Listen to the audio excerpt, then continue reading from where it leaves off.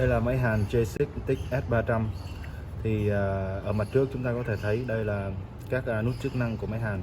Ở bên này là nút nguồn của máy hàn. Ở dưới này là cổng mát của dây hàn. Và bên này là cổng gắn súng hàn. Thì để kết nối máy hàn này vào kết cấu ở bên trên thì chúng ta sẽ cần gắn cái cổng mát này vào, kẹp vào đây. Đồng thời cái súng hàn thì chúng ta sẽ kết nối vào một cái